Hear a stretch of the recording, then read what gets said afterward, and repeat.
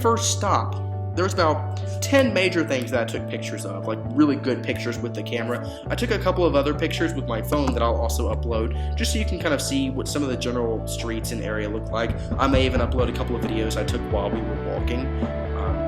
Those won't necessarily have a caption on them because it's general things, just so you can experience kind of the culture and what it's like and see things like that. But these big ones that I'm about to list off to you, I will try my best to have captioned in the pictures that follow so that you can have an idea of what you're looking at and understand it too. So the first thing that I have a picture of, or that we stopped at, was the Hinnom Valley to look at. And what was interesting about this is that the Hinnom Valley actually serves as a border between the geographic tribe of Benjamin and the tribe of Judah. That's all I have for that. Also, the fact that there were child sacrifices. That's interesting. But I found that very interesting, knowing that on one side I'm standing in the tribe of Benjamin, and on the other side I'm standing in the tribe of Judah. I enjoyed that. It was almost like a conversion experience. Then the second thing was we actually, as we were walking across the first wall of Jerusalem, which is actually not considered inside the city walls. There's a second wall that is more compounded, more closer knit to the actual city, and so this is kind of like an outlying wall known as the first wall. And right in front of it are these giant stone steps, and there's this big wall that kind of looks like a wall to a castle. And these are actually the steps and the wall to Herod's palace. And I couldn't help but think that was interesting. I don't have a whole lot more information about that. What's interesting about this group that I'm with is that there's 50 of us. And where there are pluses and minuses about having a group that size, one of the downsides is that I can't always get close enough to hear the professor speaking. And so I don't always know what he's saying about things. Which means that, the good thing to that is that I get to come home and do the research on it on my own. I have books and things like that I can look up and see, why is this place significant? What happened here? But for some of these places, I couldn't hear what he was saying, and so I won't have a whole lot of information on them. But there are some places, however, like the next one we went to, which was still tracing the same wall. We came across these tombs within the wall called the Hasmonean tombs that are in the first wall. Very descriptive. And these Hasmonean tombs are interesting because they placed their dead inside the wall. And I raised the question, the Great Wall of China, they also put dead folks in there. But those were like slaves who were building the wall, and they were considered lower class citizens. So were the folks who were in this wall higher class or lower class? And it turns out that they were higher class citizens because they were rich enough to be able to afford to have someone carve out stone and create a burial place for them outside of the inner city limits. So this was considered high class, this was considered fancy. And then it turns out that actually families would usually have specific tombs dedicated to themselves. And so they would, someone, your son dies, okay, well, they take his body and they throw it in there with yours. And then, your bones get all mixed together and it's all sorts of fun. And then, whenever the bones are resurrected, you have to sort out, hey, that's my femur, no, that's your elbow and tibia and all these things. So that's good, marvelous. Next, we saw the Church of the Holy Sepulchre, or the Church of, another name for it is Anastasis, meaning resurrection. We did not get to go inside, I think mostly because we were still just scaling the walls, but I will be venturing in there at another point. Dr. Laney said that it was best to go in the early morning so that it's not just packed with people. But this is the site, supposedly, where Jesus was buried and then resurrected. Now, the actual tomb is not around anymore. He made sure to point that out. He said that if anyone says they actually visited the actual physical tomb of Jesus, then that's not true, because the actual tomb was destroyed by the Muslims in one of the Crusades. So that can't really be visited anymore, but this is supposed to be the site. This is one of, I believe, 2 or 3 traditions held. Another one is that there's a garden that we'll be visiting in a couple of days. That was developed in the 1800s, I believe, that theory that Jesus was actually placed in this other garden as opposed to this place. But this, the Anastasis Church, is the oldest tradition of where Jesus was buried and resurrected from. And also, there's also a tradition. He said that there may not be a whole lot of scriptural grounding for this particular tradition, but there is a floor where people will actually go and wipe handkerchiefs or towels or napkins or things like that, because it's supposedly the place where Jesus was blessed or anointed with the oil. And so they will wipe their handkerchiefs on the floor in order to get that blessing as well. Although he said that this is more just tradition than biblical backing. Next, we went and visited the Damascus Gate. Now, there are several gates that surround Jerusalem. You have the Damascus Gate, and you have the Zion Gate, and you have the Jaffa Gate. And what these gates do is basically they allow you entrance into the city and out of the city like a typical gate would. And they're named typically according to where they are pointing. So the Jaffa Gate is pointing towards Joppa, so that you could travel out north and northwest and make it to Joppa, which was a port city where a lot of trade went on, especially with folks like the Phoenicians. Then there was also the Damascus Gate, which is the prettiest. This is the one that, we went to a lot of the gates, but this is my favorite. The Damascus Gate is probably one of the more significant ones, because this is the one that Paul would have traveled through whenever he was on his way out to Damascus in order to evangelize the world, and also where he lost his sight and regained it and became a follower of Jesus. So that was really interesting to see. Then we saw the Church of Agony, I think is what he called it. And in the front of it, it's got these pillars, and then there's this, you'll see a picture of it, I'll upload. It has this kind of like a painting on the front of it towards the top. It's got this triangle shape, and there's a painting. And it actually nothing significant actually happened there, but it was a church that was built to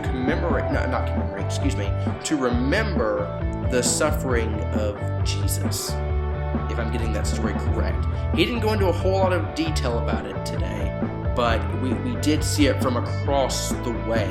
We didn't actually go near it, but this actually resides along Mount Zion? I'm sorry, the Mount of Olives.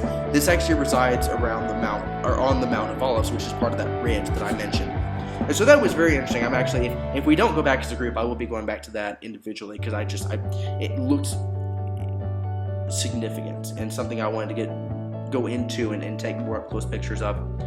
Then, we also, like I said, we took pictures of the Mount of Olives. And actually, if you can see in the pictures, I don't know how, I'm not much of a photographer by any stretch of the imagination, but there are graveyards everywhere. There's this whole side of the Mount of Olives that is nothing but graves. And likewise, where I was taking the pictures from, and I took a couple of videos as I was walking through this giant Muslim graveyard site. And because we were, let me kind of preface with this so you know what I mean by Muslim graveyard site. Jerusalem is divided into 4 quadrants. They're not equally divided, but there are 4 quadrants. There's the Christian square, there is the Jewish square, there is the Muslim square, and then there is the Armenian square. I don't really know why Armenians have a square, but they have an Armenian square. And so this was actually in the Muslim square, which is why there were so many Muslim grave sites. But they were everywhere. And so we did see that. And there was also the Kidron Valley passing through that. And so basically what the Kidron Valley did was it passed through the Mount of Olives and Mount Zion with the city of David over here. And tomorrow we're actually supposed to be going down into the Kidron Valley. He keeps telling me to expect water up to my knees, so I guess we're wading in the water. Okay, I won't do that. But we're wading in the water, and so that should be really exciting, and I'll report more about that. We also saw this place called the Necropolis, which, if you know anything about Greek, necro is death or dead. Necros is death. And then you have Polis, which is a city, which means that this is known as the city of the dead. And what they actually did was that they along with all these other graves, they would put these windows in these tombs, I guess so that they could become zombies and then look out at you. I'm kidding. But this was known as the City of the Dead, and obviously with all the grave sites and all the graveyards, this is a very appropriate name. Then, the final big major thing that we saw, we went to the Western Wall. And of course, there were people at it who were praying and who were putting notes into it. I did not get to go do that today, but I will be going back at another date on one of my free days in order to go pray at the wall, because that's just an experience that I would like to have. They separate it into men and women. Men have a much larger square over here, and then the women have a smaller square, and then they can pray at this section of the wall. And what's interesting about this, that one of my folks who I'm here with was telling me that I was unaware of, is that Solomon's temple faced east, which means that the front was towards the east. Now, what's significant about that is, if you know about the temple structure, you had the outer court, or the outside where Gentiles could go. Then you had the courtyard where women could go, Jewish women. Then you had the inner, smaller but still inner courtyard a little bit further where Jewish men could go. Then you had a further inside, I don't remember what this specific part was called, but you had a place where the priests were allowed to go. And then, I don't know what that's called. And then you had way in the center, as far back as the temple would reach, you had the Holy of Holies, which is where the Ark of the Covenant resided, the very presence of God. And only the high priest was allowed to enter, and only on one day out of the year, which was the Day of Atonement. So, the western wall is actually the wall that was closest to the Ark of the Covenant. This is the back of the temple that is still standing. And so people think that this wall is the closest to God's presence. Technically it was, since the Ark of the Covenant was right there on the other side of it. This is the closest to God's presence, or the closest thing that was to God's presence that you can get near. And so that's why people go and they pray at it, and they put prayer requests on slips of paper inside and between the bricks. And so that was very interesting, and I think I got a great picture of that, I think. But those were some of the main highlights and really eventful things today. So it's been a long time that I've been talking. Sorry about that.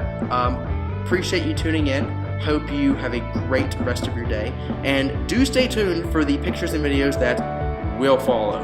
Alright, good. Stay beautiful.